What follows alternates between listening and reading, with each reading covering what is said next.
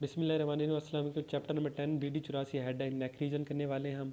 इसमें हमने क्या करना है, सिंपल ये जो इंपॉर्टेंट क्वेश्चन सब ऑक्सीपिटल ट्रायंगल ये हमने करना है, ठीक है।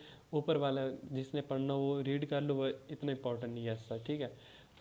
सब ऑक्सीपिटल ट्रायंगल कैसे बनती है, इसके लिए आपने शक्ल याद रखनी है। ये इस तरह बैंड बना लेना, दो इस तरह, और ये हमारे पास किस चीज़ है, क्या चीज़ आ रही है, ये हमारे पास सुपीरियर ओब्लिक कैपिटस मसल आ रहा है। कौन सा? Superior oblique capitis. नीचे इन्फीरियर ओब्लिक कैपिटस, सुपीरियर और इन्फीरियर हो गया। यहाँ पे rectus capitis posterior major, rectus capitis posterior minor, ये दो इस तरफ आ रहे हैं। ये जो स्पेस है ना, ये हमारे पास क्या है, सब ऑक्सीपिटल ट्राइंगल। अब हम इसकी बात करते हैं कि इसके सुपीरो मिडली कौन से, ये मीडियल साइड है, ये लेटरल है।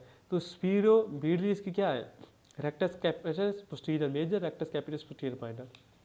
इसके स्पीरो लैटरली क्या है, सुपीरियर ओब्लिक कैपिटस, और इसके इन्फीरियरली क्या है, इन्फीरियर ओब्लिक कैपिटस, ठीक है। इसके ऊपर जो छत बनाते हैं, रूफ, वो हमने याद कर लेने हैं। एक ही याद कर लें तो बहुत है, कोई एक याद करें, सेमी स्पाइनलस कैपिटस याद कर लें, ये आसान है। फिर जो फ्लोर होता है, यहाँ पे ये देखो, फ्लोर में हमारे पास क्या है, आर्च ऑफ एटलस, यहाँ पे इस तरह करके मौजूद होती है आर्च ऑफ एटलस। और पोस्टीरो एटलेंटो ऑक्सीपिटल क्या होते हैं, मेम्ब्रेन होती है, ये इसके होती हैं रूफ फ्लोर में। ये बेशक चीज़ें याद ना करें, आपको ये तीन चीज़ें याद हैं तो, क्योंकि हमने ट्रायंगल बनानी है तो बहुत है ऐसा। एक नंबर की बाउंड्री आती है और एक नंबर को कंटेंट आता है। कंटेंट सिर्फ तीन चीज़ें हैं इसमें।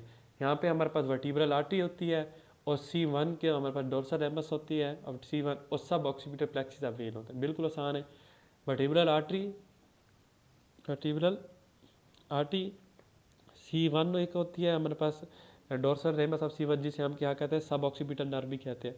और आखिरी क्या है, सब ऑक्सीपिटल प्लेक्सिस ऑफ वेल। ये तीन चीज़ें यहाँ पर मौजूद होती हैं, ठीक है।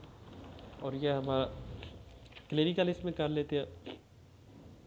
क्लिनिकल जो है ना, पहले हम कहते हैं मेनिंजाइटिस क्या होता है।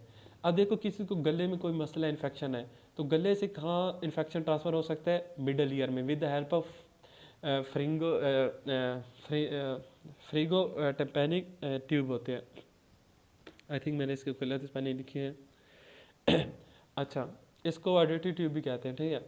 इसके ज़रिए हमारे पास मिडल ईयर में इन्फेक्शन आ सकता है। उससे हमारे पास जो मिडल ईयर से हमें पता है, मिडल ईयर के कनेक्शन किसके साथ होता है, पीछे हमारे पास मेनिंजिस के साथ उसका कनेक्शन हो सकता है, ठीक है। तो हम उसको इस मिडिल ईयर से मेनिंजिस में ट्रांसफ़र हो सकता है। अब मेनिंजिस में जब इन्फेक्शन ट्रांसफ़र हो जाएगा तो इनकी इन्फॉर्मेशन होगी, उसको हम मेनिंजाइटिस कहते हैं, ठीक है।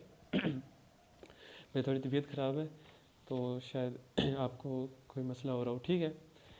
आगे हम जो है इसी के रिलेटेड हम एक क्लिनिकल करते हैं जिसको कहते हैं नेक रिजिडिटी। अब नेक रिजिडिटी क्या होती है, देखो, जब मेनिंजाइटिस हो गया ना किसी बंदे को, ठीक है, तो जो उसकी क्रेनियल नर्व है जिनका ओरिजिन होते हैं हमारे पास ब्रेन से, वो क्रेनियल नर्व जो होती है, सब रेक्नॉइड जो स्पेस होती है उसको ये पियर्स करके निकलती है। अब सब रेक्नॉइड प्लेस जो स्पेस होती है उसमें CSF होता है। अब मेनिंजिस की वजह से CSF में भी इन्फेक्शन मौजूद है। तो जब नर्व वहाँ से निकलती है तो वो नर्व क्या होती है, सब एक्नॉइड स्पेस में, क्योंकि वहाँ पे इन्फेक्शन मेनिंजिस की वजह से मौजूद है, तो सब एक्नॉइड स्पेस को जब पास करती है क्रेनियल नर्व, तो वहाँ पे इरिटेट होती है, उनकी इरिटेशन होती है। तो उस वजह से क्या हो जाते हैं, वो बंदा क्या हो जाता है, एक कंडीशन पे आ जाता है जिसकी वजह से उसके एक्सटेंसर जो मसल होते हैं ना, वो कंट्रैक्टेड स्टेट में रहते हैं, उनका स्पाज्म हो जाता है, ठीक है। तो उस सिचुएशन को हम कहते हैं नेक रिजिडिटी। तो वो नेक को, उसकी नेक फ्लेक्शन नहीं कर सकती, सिर्फ एक्सटेंडेड पोजीशन में उसकी इस तरह अकड़ी हुई रहती है। तो आप इसको रीड करते हैं, in case of meningitis spasm of extensor muscle occur, why, it is due to irritation of nerve root when it pass from the subarachnoid space। जब subarachnoid space से निकलती है तो वहाँ पे इरिटेशन होती है। इरिटेशन क्यों है, in the infected place due to meningitis, ठीक है।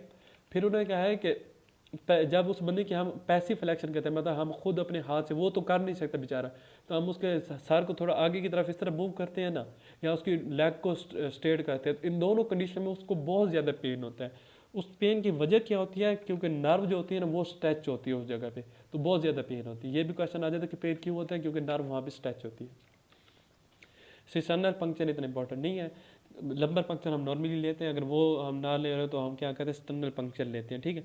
स्टर्नल पंक्चर के लिए ये आ जाता है कि नीडल कैसे गुजारते हैं, नीडल हम जो कहते हैं स्पाइन होती है एक्सिस की, उसके ऊपर से गुजारते हैं, फॉरवर्ड और अपवर्ड मूव करते हैं, फॉरवर्ड और अपवर्ड मूव करते हैं, ठीक है। और उसको इस तरह मूव करते करते एक पॉइंट पे आते हैं जिसको हम, वो पॉइंट एक इमेजिनरी लाइन होती है, एक्सटर्नल कॉस्टिंग मीटर्स के दरमियान और नेजियोन के दरमियान। हम क्या करते हैं, नीजल को पास करेंगे स्पाइन के ऊपर और अपवर्ड, और क्या करेंगे, फॉरवर्ड और अपवर्ड मूव करेंगे और एक पॉइंट पे पहुंचेंगे जो कि हमारे पास एक्सटर्नल कॉस्टिंग मीटर्स और नेजियोन के दरमियान मौजूद है। उस पॉइंट पे क्या करते हैं, नीडल जो होती है पोस्टीरियर एटलेंटो ऑक्सीपिटल मेम्ब्रेन को पीएस करके हमारे पास सीएसएफ तक पहुंच जाती है। ये हमारे पास एक पाथवे है, कभी कभी पूछ लेते हैं लेकिन ये इतना इंपॉर्टेंट नहीं है। नेक रिजिडिटी वाला इंपॉर्टेंट है, मेनिंजाइटिस इंपॉर्टेंट है, और ये ट्रायंगल। यहाँ हमारा 10वां चैप्टर कंप्लीट हो गया। वीडियो अच्छी लगे तो लाइक और सब्सक्राइब कर दे। Thank you.